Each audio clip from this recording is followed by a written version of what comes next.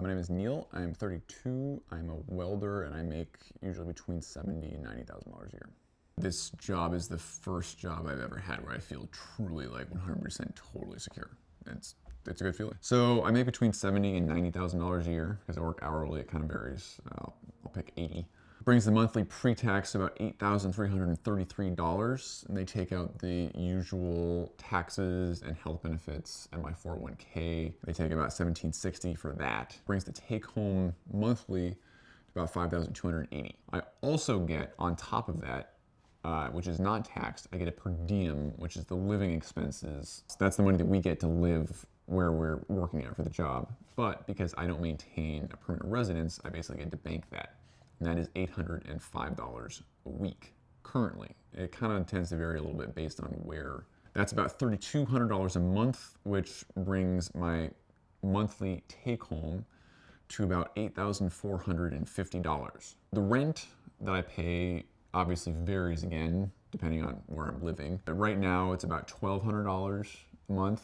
Usually with the living like situations that I end up in, I don't have to pay like utilities or internet or anything like that. I do have my phone, which is about $75 a month. I own a car, so I don't have a car payment, but you gotta put gas in it. You gotta, keep it on the road. It's kind of old, so it takes a lot of keeping on the road. It's $200 a month.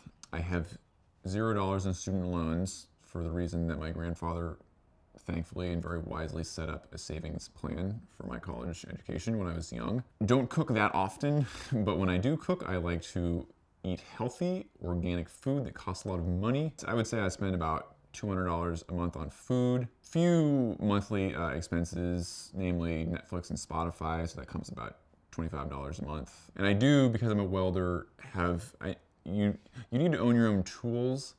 I spend more on tools than the bare minimum. I end up usually spending about $500 a month just for things that I want or think are cool. I eat out a lot.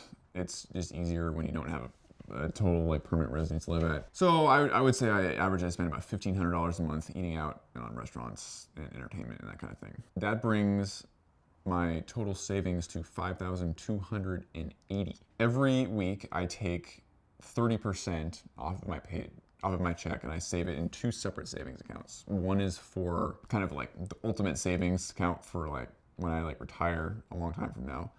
And the other one is kind of a fund that I might use to buy a house eventually.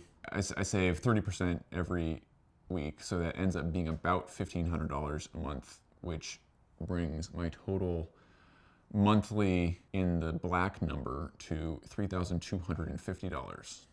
At the end of the job, if I feel like I have enough money and I want to take some time off, I'll ask the company if maybe I can take 2 months off or something.